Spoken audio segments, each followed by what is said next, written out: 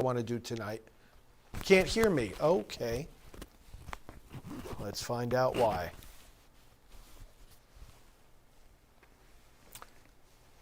We have, hold on one second.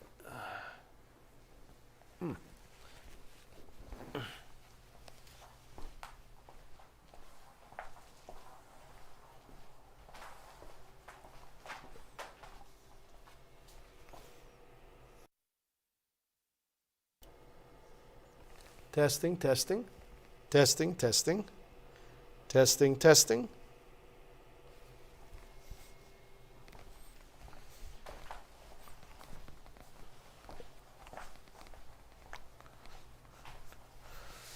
All right, can you hear me now? Okay, good. So let's begin with my book, Pro-Life Reflections for Every Day, and April 24th. Colossians 3:3, we read, "You have died, and your life is hidden with Christ in God." Reflection, on Easter, many throughout the world are baptized into the church, and those already baptized renew the vows of their baptism. By baptism, we are immersed in the new life of Christ. Thanks to baptism, God looks at us through the eyes of His Son and says, "You are my child. You died on the cross. Therefore, you will rise from the dead." Let us pray. Father, thank you for immersing me into the death and resurrection of your Son. Amen. ProLifeReflectionsForEveryday.com is where you can get this book, and I hope you do. Okay, so let me see. Let me recommend a book to you, and meanwhile, if you want to let me know where you're from, and if you want to let me know some questions you have that we can discuss, I'd be happy to talk about them with you. This is a great book by President Trump's son, Don Jr., called Triggered: How the Left Thrives on Hate and Wants to Silence Us. I'm making my way through the book. I would recommend it to you as well. In this early part of the book, you get to see a lot of the life lessons that President Trump, as of course before becoming president, but simply as a father, some of the life lessons that he taught his children, and particularly through the eyes and experience of Don Jr. Really, really great reading, and you see the spirit of Don coming through, and certainly he takes a lot of that spirit right from his father. So now, if we could scroll up the comments a little bit. One of you is asking about possibly becoming a priest, and what is a week in the life of a priest like. Well, as I say, I'm going to share with you a little bit later in the program the details of my last 2 days, and you'll get to know what it's like in my life of the priesthood. But that's the thing. It's different from depending on what kind of ministry you have, because actually there are many different kinds of priests. What I mean is, some priests are called to the religious life, others are diocesan priests. So that's one of the key distinctions, and it's a very big difference, because in the religious life you're called to live in a community, you take vows of poverty, chastity, and obedience, and you live according to the rule of that particular community. So even among religious order priests, the lifestyles are very, very different. The kinds of work they do are very, very different. I trained, for example, early in my seminary days with the Salesians, and they do youth work. But if you're thinking more along the lines of a diocesan priest, usually the assignment is in a parish, and it can be again, a wide variety of differences depending on what diocese you're in and what kind of assignment you have in the parish. But it's it's a life of availability. It's a life of constantly being on call.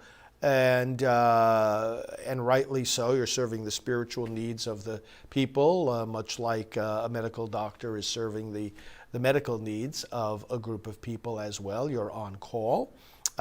You never know what the call is going to be, at what time of day, or what it will involve.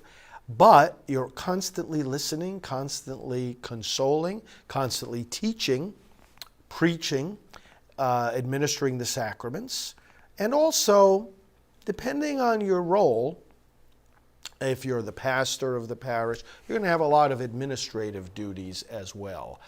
There are employees and salaries and the building and the maintenance and administration. And then, of course, if you have a school attached to the parish, you'll be interacting with that dimension of the ministry. The Sundays, of course, the weekends are very, very busy. We'll have one Mass after another, of course, again, depending on the size of the parish. Weddings on the weekend, maybe a funeral on Saturday morning. During the week, the daily Masses, again, funerals, hospital visits, sick calls, communion calls to people that are homebound, and then appointments. You have to have appointments. People may be coming in to prepare for marriage. You may have counseling appointments. You may have people that want to come for a spiritual direction, people that want to come to ask questions about their faith. And so it's a round of appointments, and the work during the week is somewhat different than on the weekend. But that, of course, is the life of a parish priest. I was able to do that for about 4.5 years before experiencing the special call that all of you know that I live out now, and that is as a full-time pro-life leader. So, yes, we're taking questions. Honest Annie is saying, Father, I don't know where you find the energy to do all that you do. And that's a comment that I get frequently. I'm always excited about what I'm doing. It's such engaging work. It's like the work itself buoys me along. You know, that's the experience I get anyway. But interacting with people like you. I mean, for example, let's take right now. I'm less tired now that I'm engaging with you than I was, a half hour before coming in front of the camera. So the work itself and the interaction with you and people like you brings that energy forward. Okay, one of you was asking, who's my favorite pope? No doubt John Paul II, but of course he's the one I knew the best. I was able to meet him many times. I worked over there at the Vatican for a couple of years, as many of you know, 97 to 99. And under the pontificate of John Paul II, I worked actually in the office that handles pro-life activities for the whole church. So I had already been director of Priests for Life for 4 years before I was asked to go over there and help for a little while. And so we were able to really bring Priests for Life to the international level, even more than it was before, and get to know the workings of the Vatican and get to be able to encourage and influence the churches in various countries. So, real blessing that John Paul II, for his many people call him John Paul the Great, just the strength of his teaching, the clarity of his teaching, just the volume of his teaching. He left us so many documents and so much to think about, so many writings and sermons. But then also just his commitment, especially to the issue that has become the centerpiece of my life, the right to life and the abortion problem. For John Paul II, it was a key priority to deal with. And of course, his encyclical, The Gospel of Life, was one of the greatest fruits of that concern that he had. So yes, definitely John Paul II. One of you, Richard, how are you? I see Richard Carlucci, old friend. At what age did you know you wanted to defend the innocent? I would say 16, 17. I went to the March for Life in Washington, D.C., and that's when it clicked. I was a senior in high school, And that's when I knew that I knew at that point this was an important cause that I had to be involved in. I needed to pay more attention to. I needed to learn. And then I would say when I was ordained at 29, around when I was 33, 34, that's when I came to the point where I knew I wanted to do this work full time. And so that was the timetable with that. One of you is asking, have you spoken to any of the Trump family or anyone that worked with him? Yes. In fact, I do regularly speak with people who worked with and are still working with President Trump, and family members as well. Laura Trump has been on right in this very studio, right on these cameras here, talking with her and doing various broadcasts during the course of the pandemic and during the course of the election. And other members as well of the team. You know, there's the family members, there's the campaign team that I worked with in both campaigns and interacted with in the midst of the campaign on a daily basis, and then in the administration, of course, as well, those who ended up working in the White House or in various positions. And I can tell you this about my interaction with whether it's his family members or his campaign workers or his White House staff. I'll tell you something very, very clear. And you talk to anybody who has interaction with these people, and they will say the same thing. Nothing but admiration, awe for this man. His principles, his commitment, his energy, his innovation, his courage, his willingness to fight, his devotion to his family. By their fruits you will know them, the Lord said. You see his fruits in his family, his children, and by their fruits you will know them. Look at all the list of accomplishments of what he has done for America and for the world. Okay, so what is your least favorable duty as a Catholic priest, if there is one? And also another question, how do you combat the pro-choice argument on college campuses? Okay, least favorable duty as a priest. That's a very interesting question.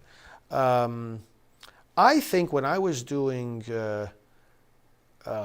parish work, probably the more administrative things were my least favorite part of it. Because we had I didn't have the primary administrative duties, those were for the pastor. But nevertheless, those kinds of things. But that was because I didn't know about them so well. Now, as I head up this big organization, Priests for Life, I kind of enjoy that a whole lot more.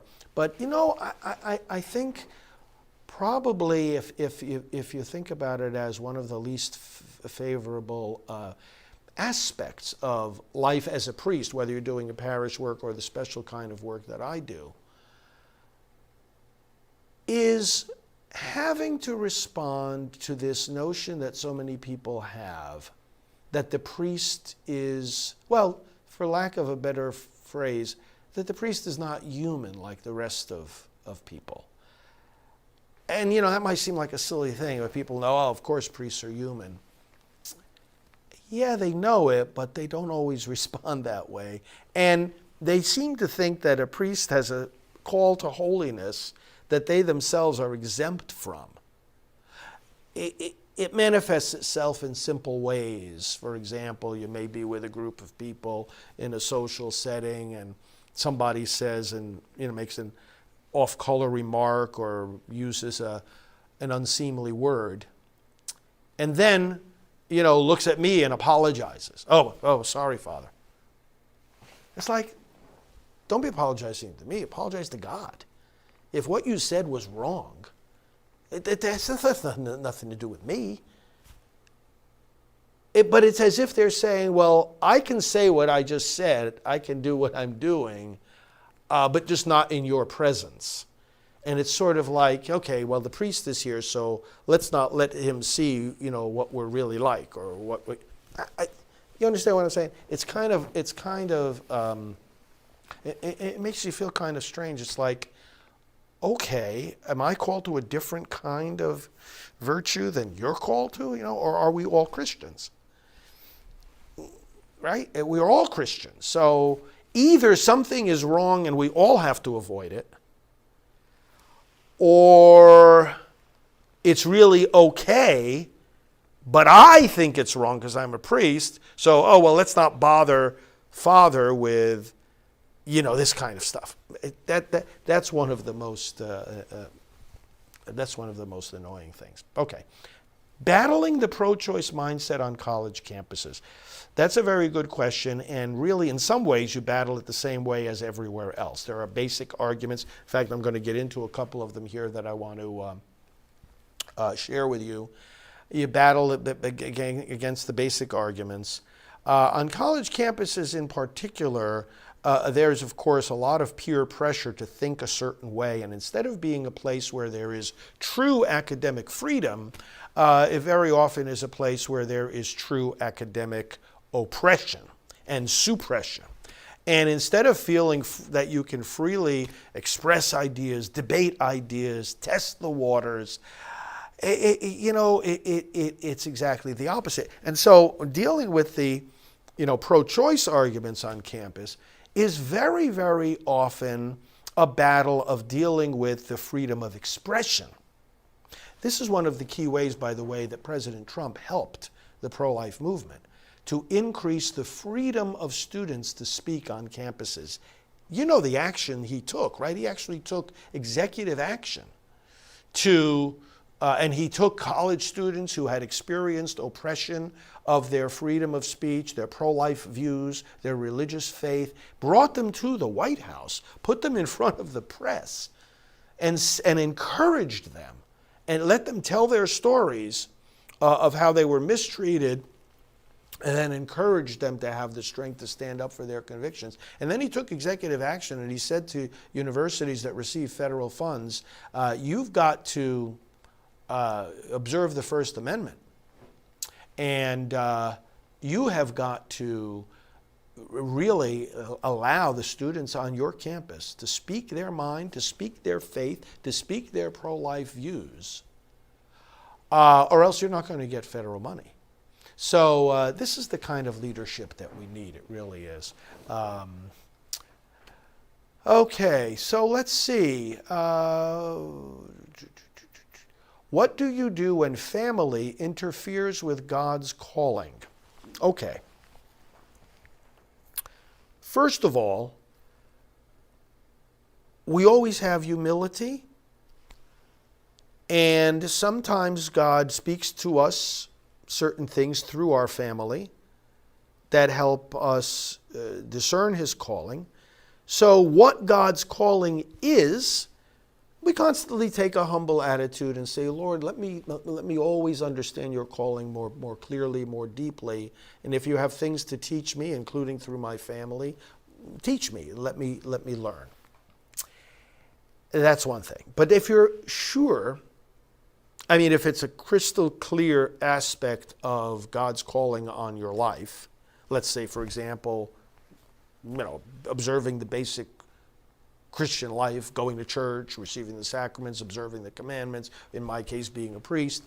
If it's an aspect of your life that you're absolutely sure is God's calling, and there's no debate about it, and family is getting in the way of that, remember our Lord's admonition about that. He who loves father or mother more than me is not worthy of me. That goes for spouse, children, friends. The number one relationship in our lives, all of us, is with the Lord Jesus. There's a Christian love song of a spouse to a spouse called Love Song for Number Two, because even our spouse is not number one in our life. He or she is number two. And that's the That's the Christian gospel, that the absolute loyalty is only to Christ, only to God. And as a matter of fact, the teaching is a little bit deeper than that. And it is that only by having absolute, unswerving loyalty to Christ can we properly love spouse, parents, children, and everyone else in the family. So you have to nourish yourself in prayer, in fellowship with other believers who are also strong, and then you've got to make it clear to your family that this is where your loyalty lies. And that doesn't mean you have to fight with them. It just has to mean in all kindness and humility, but perseverance, you keep strong in the commitment that you have. Okay, let's see what else we may have. I know there's a lot of questions coming in quickly, so please understand if I don't get all of them right away. And let's see.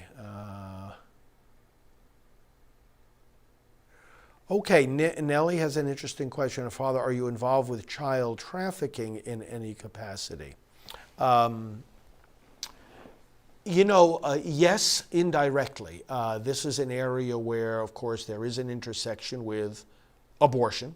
And so a number of people that I am working with, especially in the international arena, working in human rights, working in commissions for that deal with human trafficking, working with a number of international agencies that stand up for human rights. We, as an organization, have lent our support, strategized, and talked about this in the context of how, with human trafficking, of course, that feeds in a lot to the abortion industry. So in that way, it's not something that is one of the key areas of our activity. Although, like I say, a lot of the people we interact with, we do have interaction with folks that for whom that is the key focus.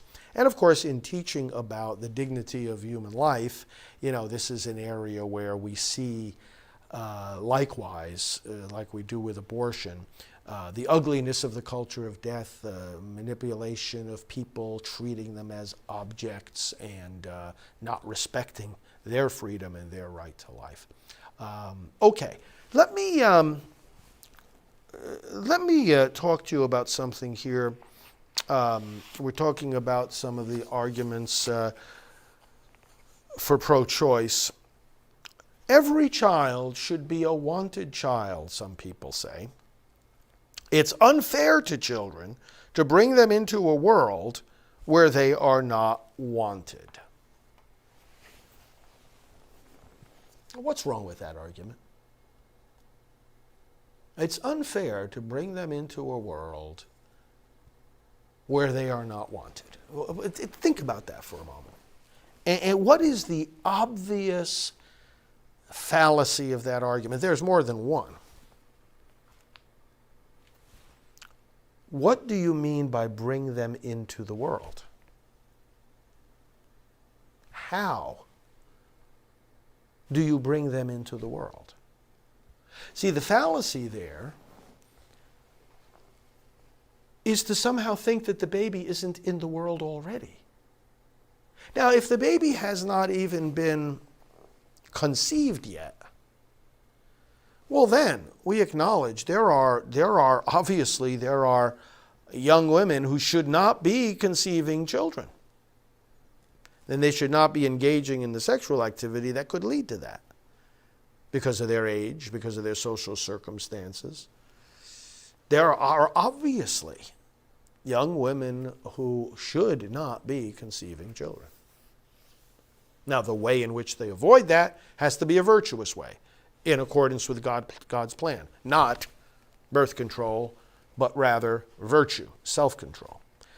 But putting that aside, the baby who is conceived, the baby who is in the womb, is already in the world. So the whole question is framed contrary to reality. The question is not, should we bring a child into the world? The question is, may I throw a child out of the world? That's the question.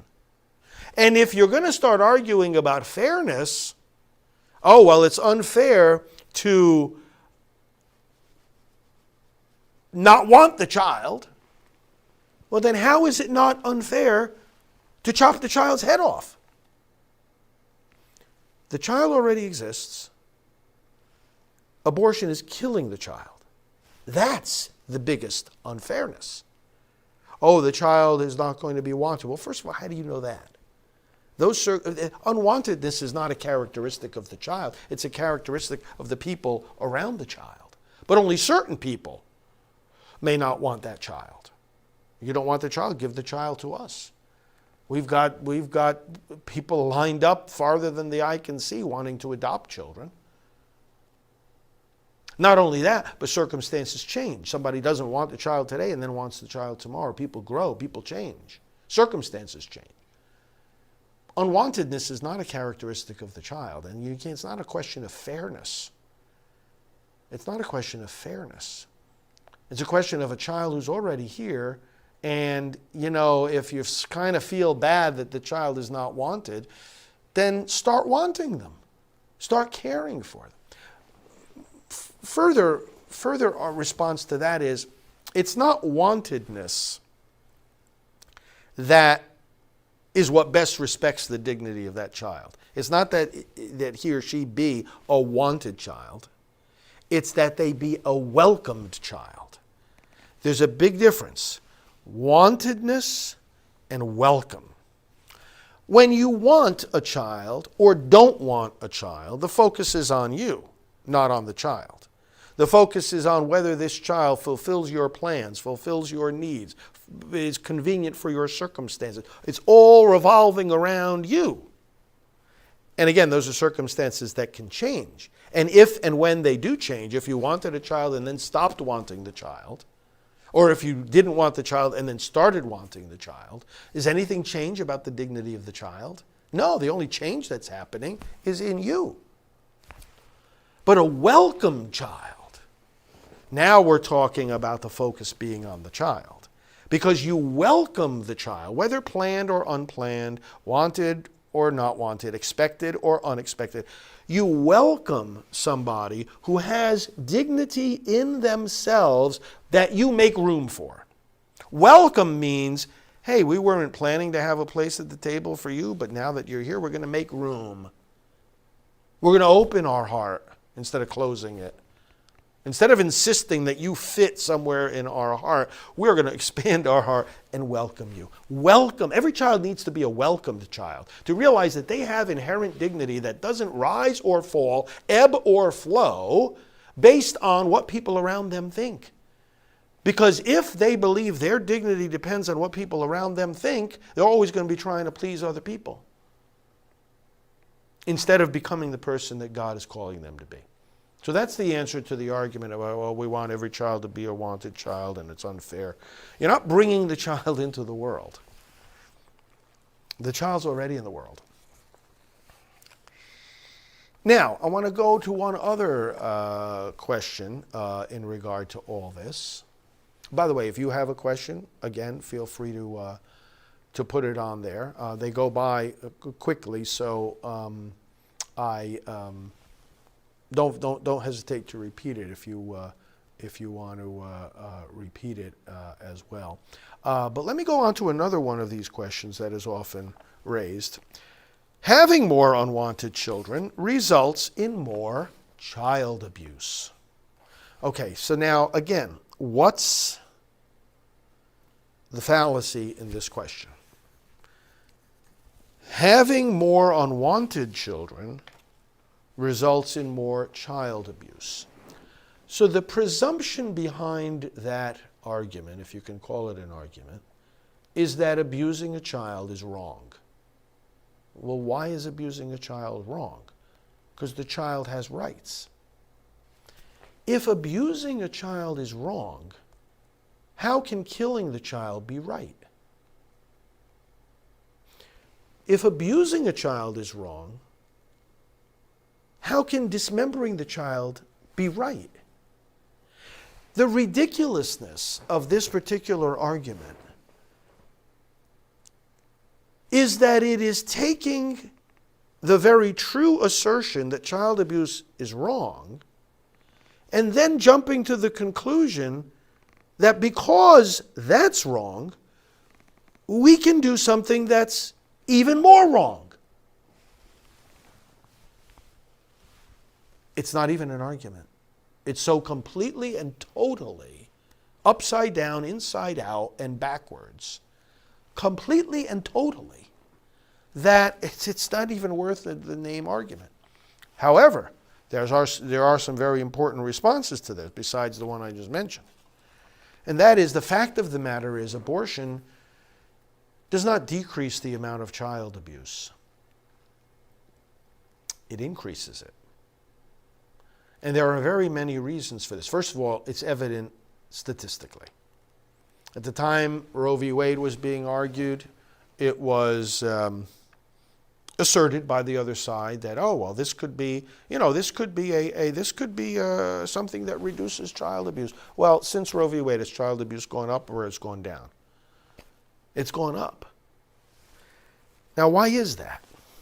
And here I want to refer you to Dr. Philip Ney, Canadian child psychiatrist, and one of his books is called Deeply Damaged, an explanation for the profound problems arising from aborting babies and abusing children. Deeply Damaged. My copy of the book is getting somewhat deeply damaged. That's because I've been using it for so many years. There's a section in here that, in a very profound way, explores, from the psychological point of view, the connection between abortion and child abuse. Let me just trace a couple of the ideas here. A person who has an abortion refuses to grow, refuses to mature. We talk about crisis pregnancies, but in a real sense, every pregnancy is a crisis in the sense that it is a fork in the road. It's a point of decision, necessary decision, of whether you're going to grow and mature or whether you're going to regress and still be revolving around yourself as the center of gravity. You accept pregnancy, you accept the responsibility of parenthood, you change. Your center of gravity changes. And now you are forced, just like the body in pregnancy and childbirth is forced to stretch, even to the point of serious pain. That is a symbol of what happens mentally and psychologically as well. You stretch. You go way outside the comfort zone. Now, life is completely different now. It's revolving around the child. And some just refuse to do that. The choice of abortion is a choice to not mature, to regress, to remain selfish. Now, what does this have to do with child abuse? Well, because there's a certain immaturity then that perdures into a later experience of pregnancy and childbirth. And that basic immaturity is also something that contributes to abuse or neglect of a child. Furthermore, the grief that follows abortion has to be processed. And if it's not, that mother is still attached to the aborted child, because grief is a process of adjusting to a loss, letting go of what you lost, right? In a way that you incorporate the loss and you continue on with your life.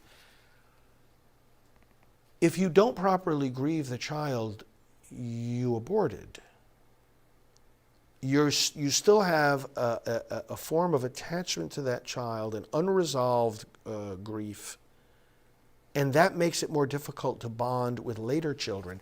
And later children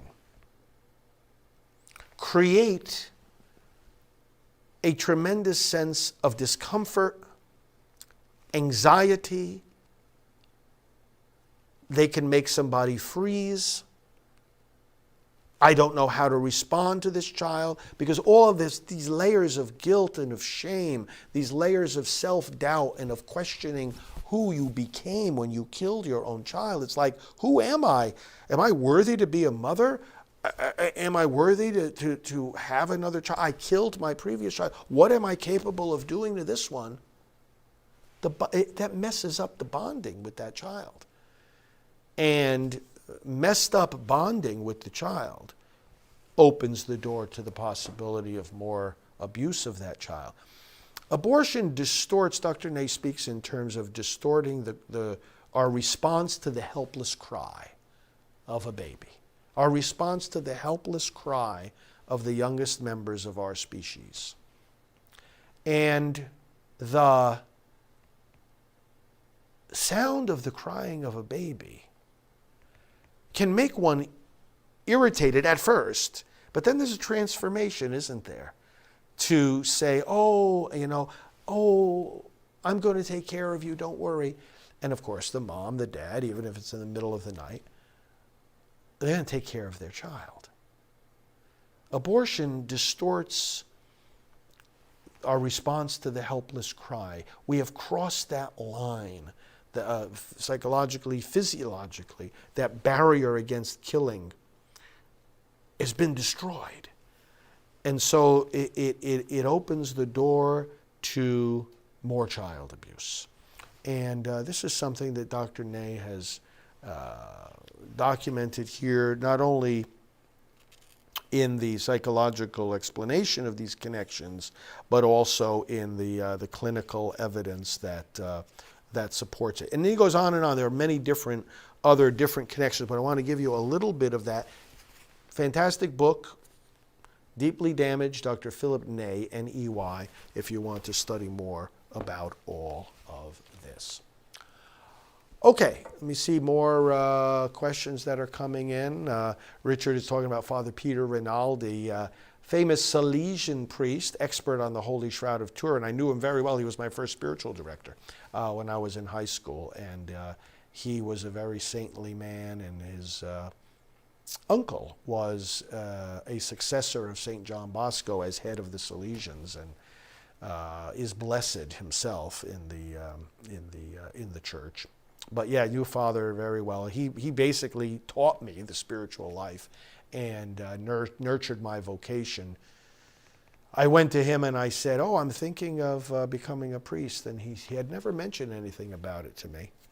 And then he said, He said, I was praying for that. I was praying for that. Irene is saying something very important here. How do we address Nancy Pelosi on her infanticide position? For those of you that don't know, she is blocking a bill that would prevent infanticide. Now, we're not even talking about babies in the womb. We're talking about babies outside the womb. Talk about child abuse. These babies are neglected, left to die on tables in hospitals and in abortion clinics, thrown in medical waste bags while they're still alive. We've got documented cases of this. And the laws are inconsistent and insufficient to protect them. There's certain laws in place in certain states, but it's inadequate. It's still happening, and these people aren't being punished for it. This can be fixed. There is a bill that the Republicans have been trying to pass in this Congress and the previous two Congresses.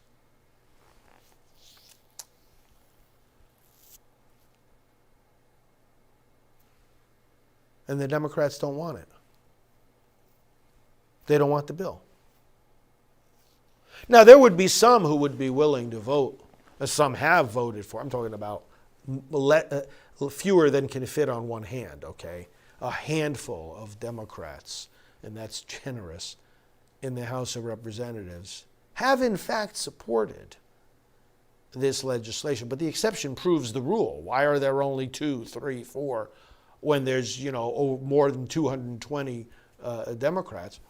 What's that? And some of it is Pelosi. As Speaker of the House, she is intimidating her colleagues from supporting this bill. I am not exaggerating at all. I know exactly what I'm talking about. I've talked to the Democrat members of Congress who have wanted to support this bill and have been intimidated by Pelosi. One of them who did come forward and support it, and she berated him afterwards. I don't know what's wrong with her. If there are any Democrat supporters watching, could you please explain it to the rest of us? Every once in a while we get a Democrat supporter come on here. You guys want to open your mouths now? Now might be a good time to open your mouths and enlighten the rest of us. How can it be that a member of Congress doesn't understand that you protect babies who are born alive? And now here's a woman who has the audacity, the unmitigated gall to keep saying to us that she's a serious and devout Catholic. There are no words for this. It's beyond words. It really is. It's beyond words. So any of you Democrat supporters out there, now's the time to pipe up and give some kind of an explanation to this travesty. So yeah, that's what's going on. What do? We got to call her out on it, just like I'm doing right now. We have got to make everybody aware of what is going on here. Make the voters aware. Voters in her district, voters all over the country. Because right now, every Democrat member of Congress is responsible for blocking this bill. A discharge petition has been introduced. I've talked to you about it. You can get more information at bornalive.us, bornalive.us, special website that we've set up. If a majority of the members of the House want to have a vote on this bill, they can get a vote, even though Pelosi doesn't want to have the vote. They can do it. It's called a discharge petition. But we need a few Democrats to cross over and support the bill and be willing to endure the wrath of Pelosi. They might want to consider that the wrath of God is even worse than the wrath of Pelosi. So, bad news. Okay, so any additional questions? Then I want to give you my daily diary segment. I like to tell you a little bit about what I've been doing all day. Procurement of abortion, they are excommunicated. There is a penalty in church law, excommunication for an abortion that actually occurs if you are responsible for bringing that about. Now, canon lawyers will argue about when does that kick in, how close to the act do you have to be, but that's something that they can work out. But it does show how seriously the church takes this issue when there is there's not too many actions. There's a lot of sins, but not too many sins that carry a penalty of automatic excommunication. So it's a pretty clear sign of how seriously the church takes this whole issue of abortion. Okay.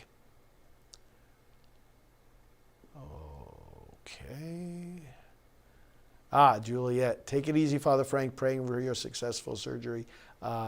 Yes, so May 11th, most of you may know by now, I announced the other day I'm going to have some heart surgery. I have a valve that has to be repaired, but I feel great. The doctor said I'm fine. The heart is functioning fine. It just, sometimes the valves need to be repaired so that the blood just pumping through the heart doesn't flow back. Sometimes it regurgitates. It's the mitral valve, and I'm sure many of you are familiar with that. And so they're going to go in there and fix the valve. I'm going to be even stronger than I am now, and praise God for our advanced medical science that allows that to be possible. Father, why have the Republicans not introduced a bill that adoption agencies receive funds to save babies that at least equal what the abortion agencies receive to kill babies? They actually are doing work exactly along those lines. In fact, if you look, see, some of this is controlled by legislation, some of it is controlled by administrative rules and regulations. And President Trump, the Republican Party, and the whole administration have been very, very eager to do this. I'll give you an example. So the pregnancy centers, the adoption agencies, many of these being faith-based entities, they are not, they can apply for certain grants to the government. Every agency of the federal government under President Trump and the Republicans has a faith initiative office that assists especially groups that are doing work like this and are motivated by faith to get the assistance they may want from the government. So whether it's asking for a grant or entering into a government contract, the door is open and has been open for some time for these groups to do that. The problem has been that faith-based groups and pro-life groups are often told to bend over backwards and jump through extra hoops to get this kind of assistance than people who don't have faith and organizations that are completely secular or pro-abortion. Why is there that discrepancy? There shouldn't be.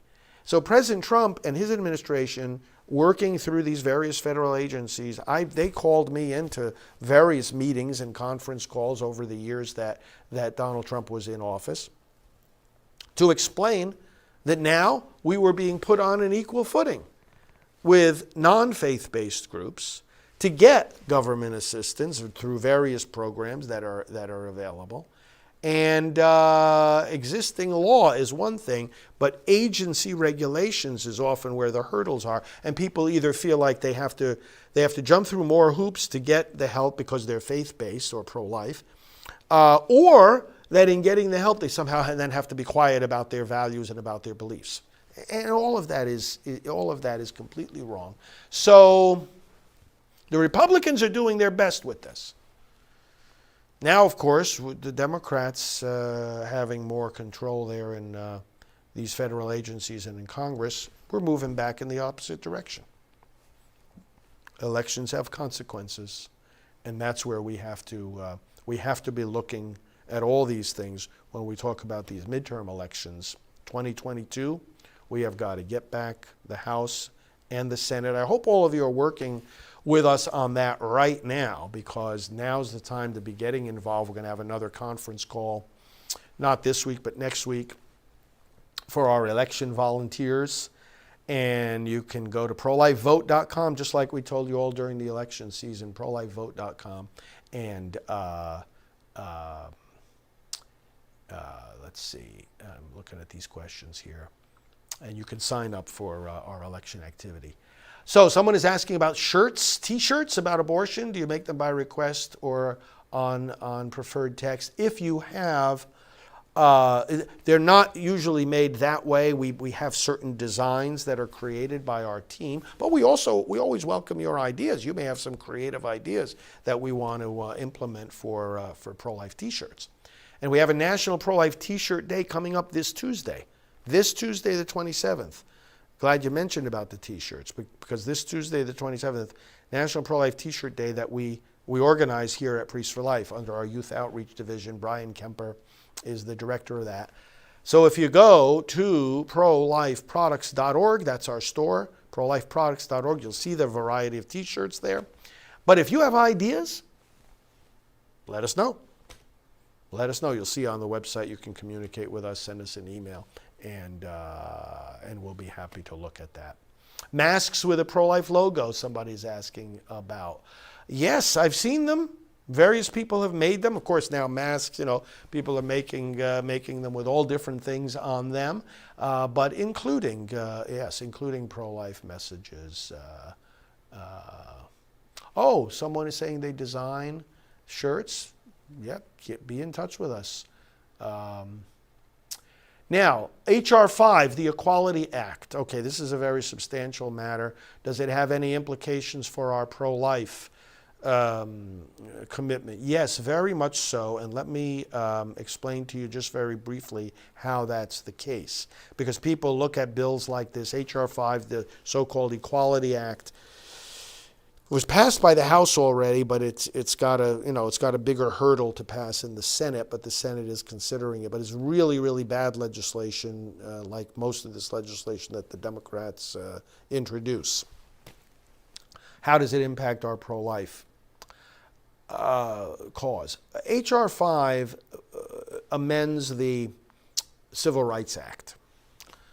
Now, the Civil Rights Act of 1964 has various titles to it, various chapters that impact employment and public facilities and funding and many different aspects of life. The fact that this bill adds to those categories on which we should not discriminate against people. Okay, you're familiar with, we will not discriminate against people based on their race, national origin, creed, etc. Okay, this act includes any matters relating to pregnancy or childbirth or any procedures relating to that. Well, obviously that includes abortion. And the phraseology that is used in the bill, even though it doesn't mention the word abortion, is terminology that's always been acknowledged in, for example, by the Equal Employment Opportunity Commission and by the courts. And it's clear that abortion is a pregnancy-related action. Right? It's getting rid of the pregnancy. What this means is the equality that this act would be calling for, okay, would be that the abortion procedure has to be treated like any other medical procedure. Now, first of all, it doesn't even qualify, morally speaking and logically speaking, as medicine, but we'll put that argument aside for the moment. It would say that abortion has to be treated on an equal level with any other legitimate medicine. Funding, therefore, no funding restrictions on abortion. Funding restrictions on abortion have been acknowledged by both Republicans and Democrats under federal law for decades. The Equality Act would get rid of that. Oh, now more money has to go into funding abortion. And any laws, potentially any pro-life laws that are passed in the states, and there are hundreds of them, that, for example, would require parental consent for abortion on a minor, or parental involvement, parental notification, or any other kinds of reasonable steps that are taken to regulate abortion that most of the American people agree with, the argument could then be made by the other side, if this bill were to become law, that those kind of pro-life restrictions on abortion are discrimination. You see how this impacts us? Then one more thing that it does, which is really terrible, it exempts itself from the Religious Freedom Restoration Act, RFRA, which enjoyed strong bipartisan support, was even signed into law by Democrat President Bill Clinton. The Religious Freedom Restoration Act says that the government may not force a person to violate his or her faith. In a nutshell, that's what it says. But this bill says that it is exempt from the Religious Freedom Restoration Act, which means they can force people of faith, people of pro-life conviction, to do things like fund abortion. And the person cannot then defend themselves before the government under the Religious Freedom Restoration Act, which is a key defense that many of us use, that many of us make. It's the defense that we made here at Priests for Life and other groups like the Little Sisters of the Poor and many other groups wasn't just about the little sisters. When the Obama-Biden administration tried to make us include abortion in our health insurance plans. Religious Freedom Restoration Act is where we took refuge. So the Equality Act, really, really bad. Communicate with your senators. It's one of our action alerts. On our website, you see the red action box. Our action website, by the way, stopabortionnow.org. Stopabortionnow.org. Look at the action alert there about the Equality Act, H.R. 5, it's called. Tell your senators don't have anything to do with this. Yeah, we believe in equality, but we don't believe in the equality of abortion with legitimate medicine. Okay, friends, it's great talking with you about all these things.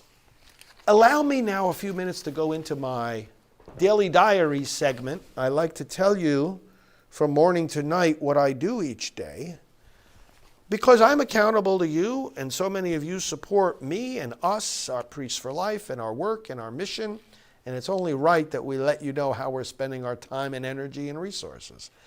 So I'm going to talk about yesterday and today. What exactly did Father Frank do all day? So yesterday, I was at my desk pretty early, about 5:30 or so. And before my first meeting of the day, did some signing of books. In fact, I signed a whole bunch of copies of this one that we start our program with each night. I hope you have your copy. Pro-Life Reflections for Every Day. Did some work at my desk involving hiring. We are hiring, by the way. If you go to priestsforlife.org/jobs, you might be able to find us some of the right people that we're looking for, various positions. So I had to do some work in regard to that.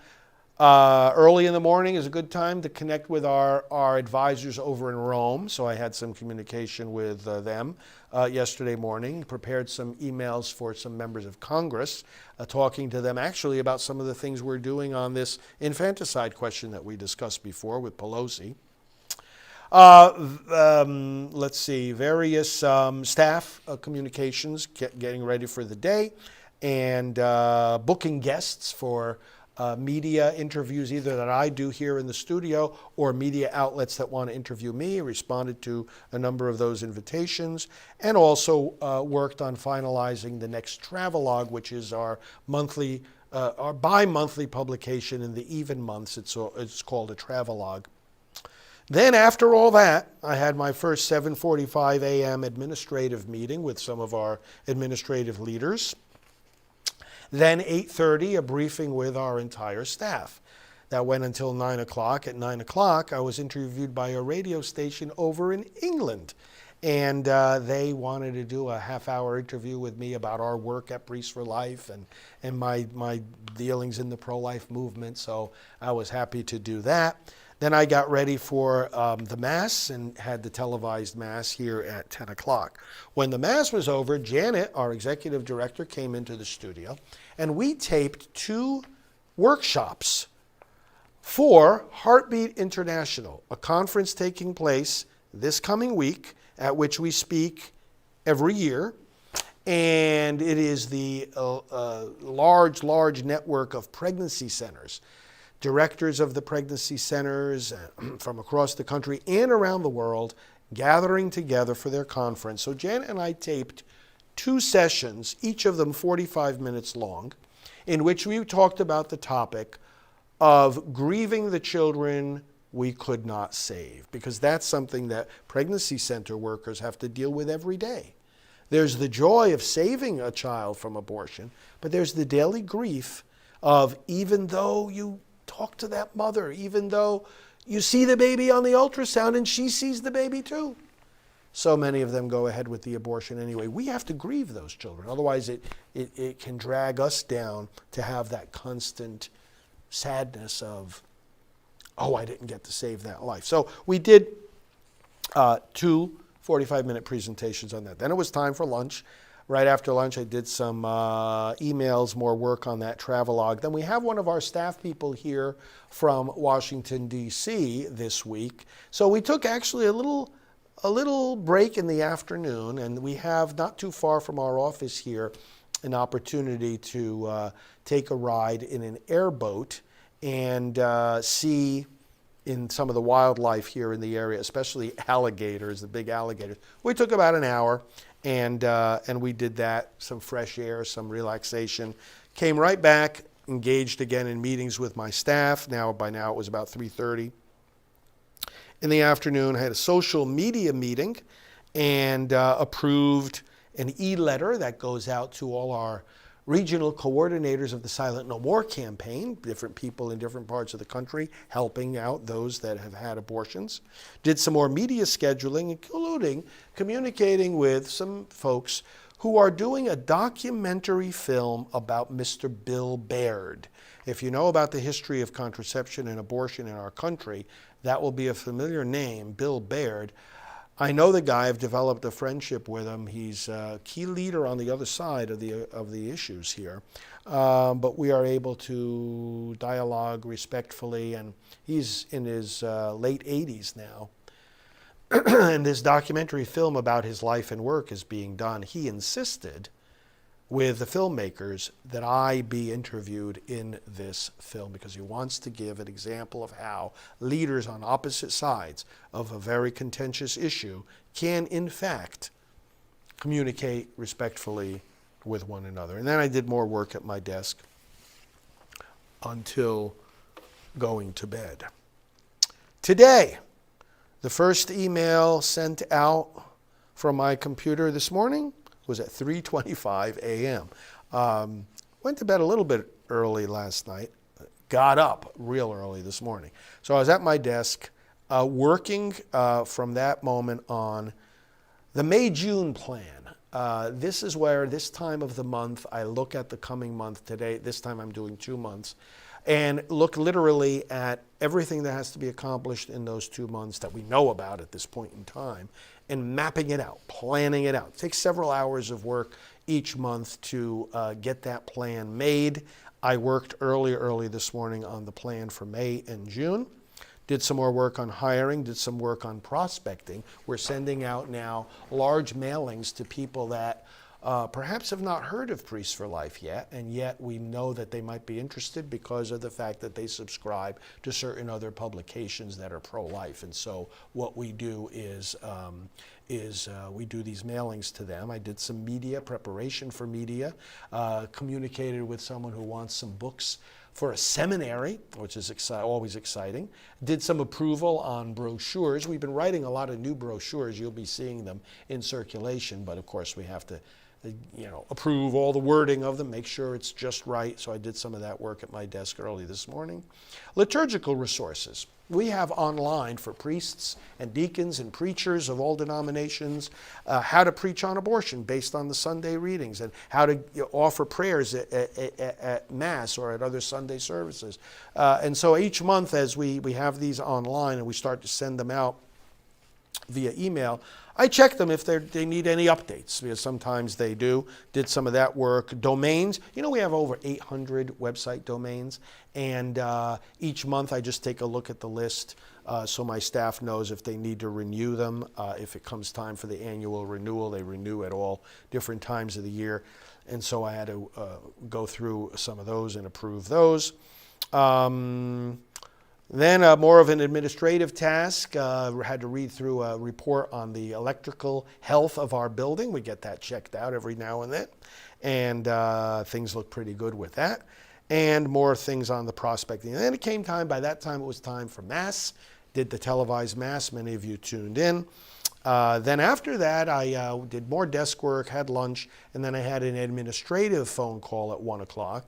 Our key administrative team, we met for about an hour, going over some important strategic things for our work. Then I had the joy of going through my new prayer book called In the Light of His Word. I talked to you about this the other night. Biblically based prayers to end abortion. Last week I finished writing it. Today I finished proofreading. Of course, I have other people on the staff that proofread it, but I always need to go through it before it goes to the printer, and it looks like it is just about ready to go to the printer. Had to do a little bit of reading up about my upcoming surgery. I got a nice care manual for that. And did some reading, going back to the book I recommended to you earlier, of Donald Trump Jr., the book called Triggered: How the Left Thrives on Hate and Wants to Silence Us. I got news for them. The hate's going to destroy you, and you're going to fail in your effort to silence us. That's some of what I did today.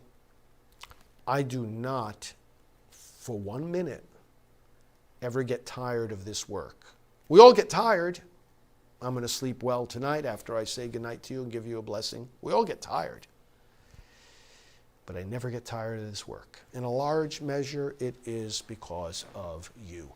How do you persuade someone to go to Rachel's Vineyard, Brenda is asking. I'm going to answer a few more questions here. I'm not tired. How would you persuade someone to go to Rachel's Vineyard?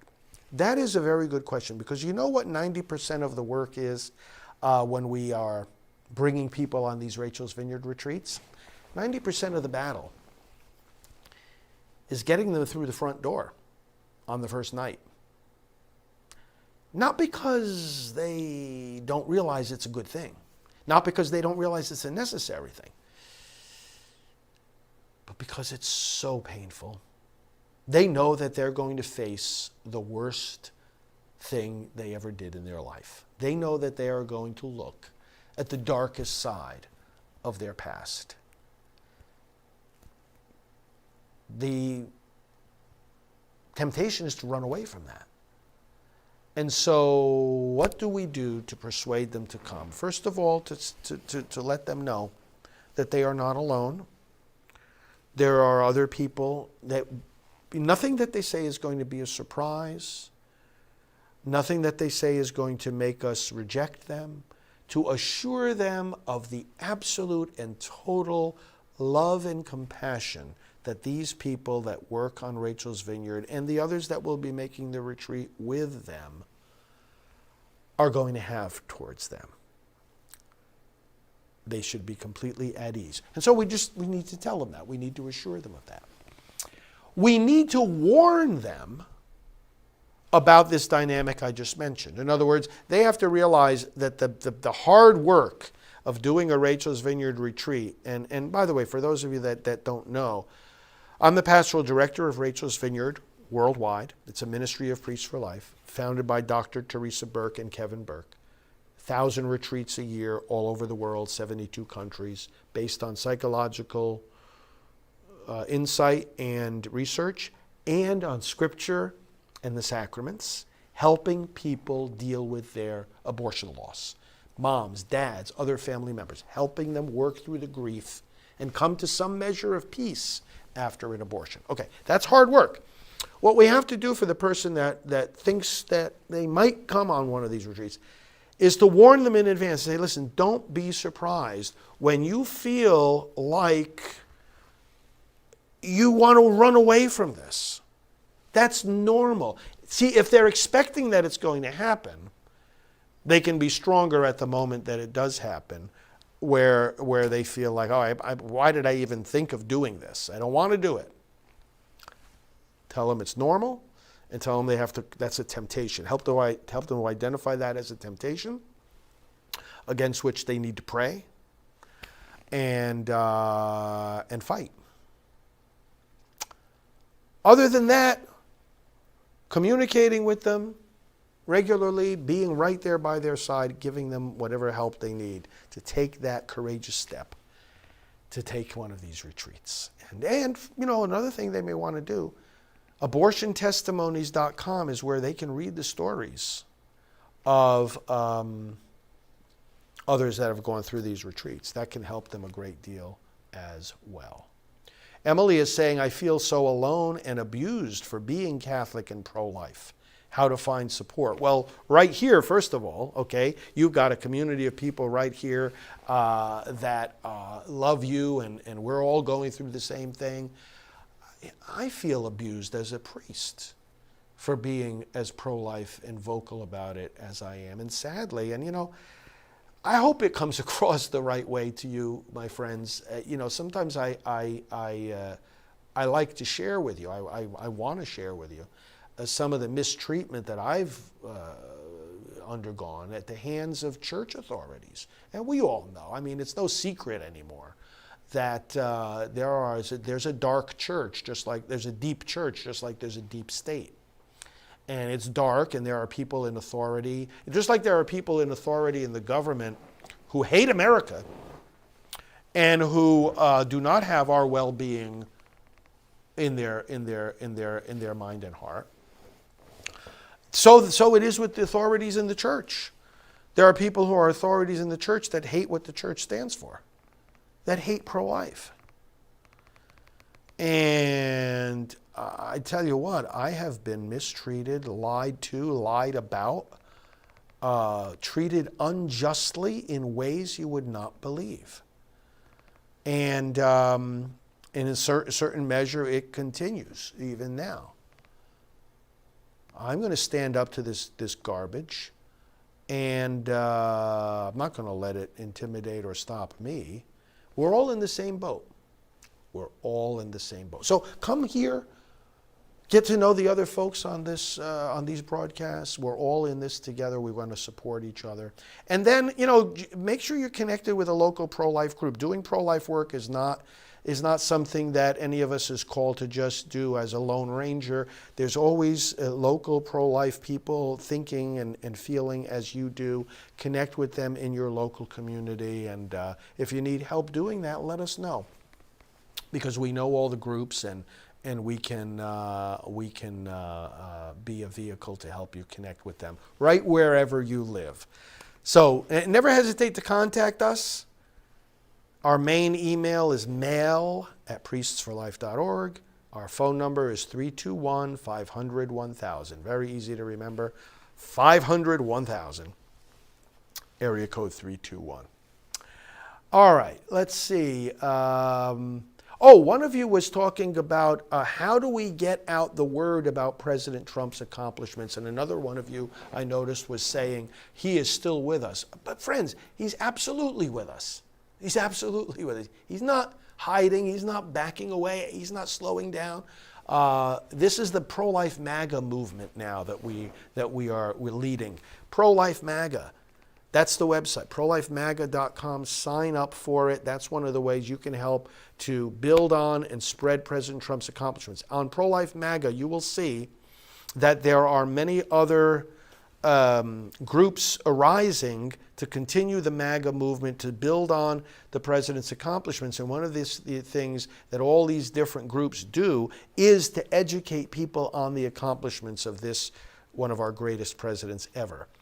Now, you were asking me earlier about my interaction with President Trump or his associates and whatnot, and just the other day I was talking with Brooke Rollins, and she worked in the West Wing under President Trump, and now is an example of what I'm saying now, how the MAGA movement continues. Brooke is heading up the America First Policy Institute.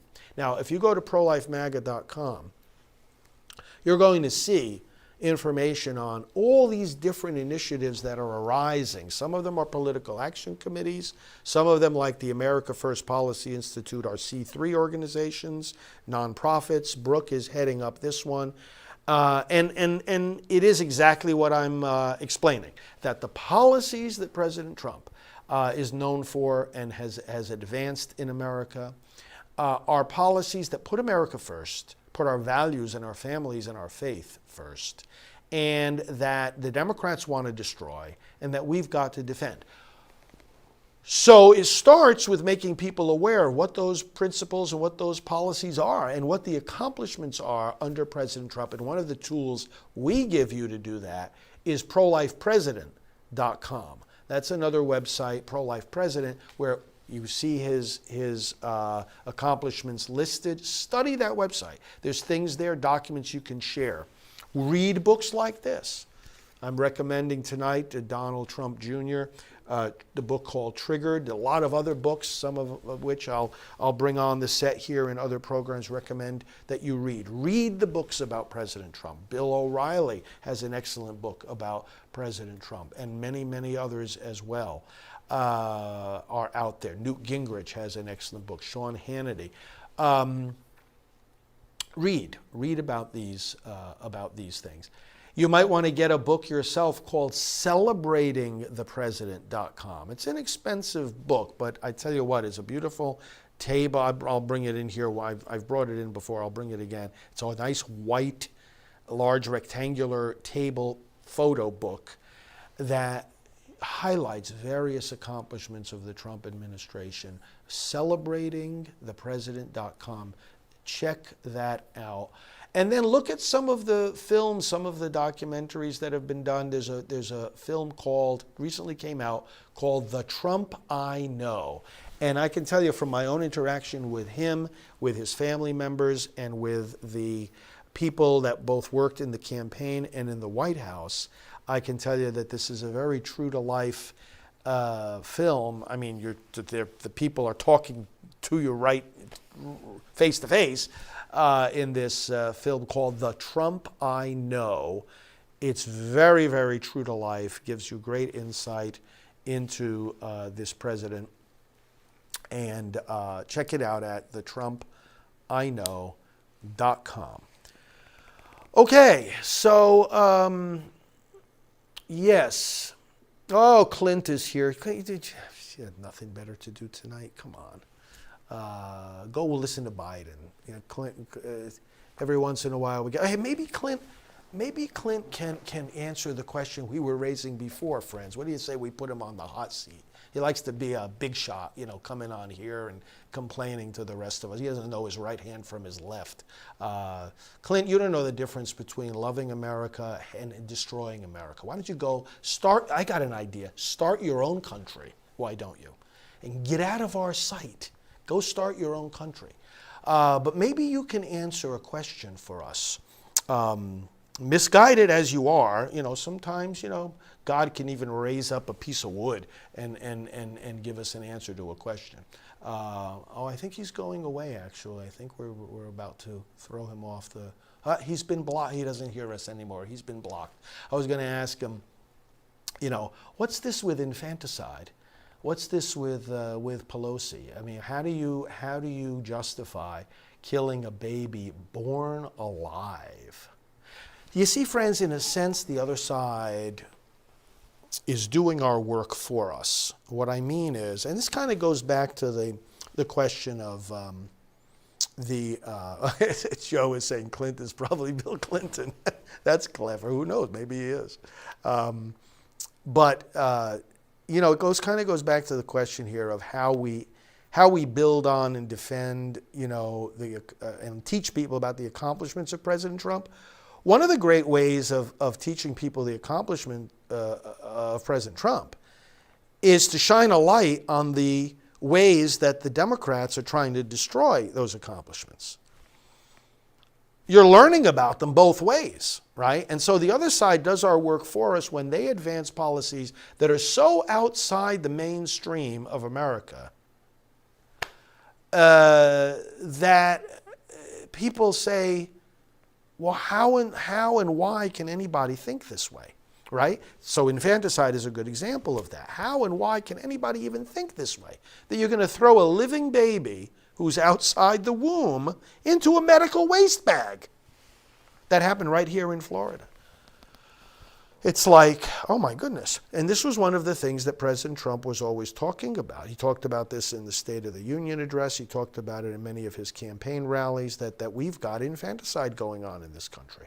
He would often quote the governor of Virginia, Northam there, talking about how there could be a discussion between the physician and the parents about whether or not to let the newborn baby live. I mean, that's like Kelly is saying, it's just pure evil. It's just wrong. It's completely wrong. Well, good discussion tonight. Thanks for your questions, your comments, your encouragement, your prayers, your commitment. Thank you, thank you, thank you. Hope you have a great weekend. Have a great Lord's Day tomorrow, a great Sunday. I'll be here for Mass at 10 o'clock in the morning. We're going to worship the Lord. And check out my homily from today, by the way. I was getting really fired up this morning, in case you didn't see it. It's here on all our platforms where we're broadcasting. So let me give you a blessing. May the Lord answer all your prayers. May He give you all the graces you need. May He give protection to you and your loved ones. May He make you strong defenders of life and of America. And may He bless you, the Father and the Son and the Holy Spirit. Amen. And may He even bless those trolls. May He even bless those who disagree with us, those who hate us. Bless them unto repentance and conversion. We'll talk to you tomorrow, friends. Father Frank Pavone here of Priests for Life. Have a good night. I think we have Richard Lee, we have Jim Garlow, and we have Father Frank Pavone. Someplace they were in the audience, so I appreciate you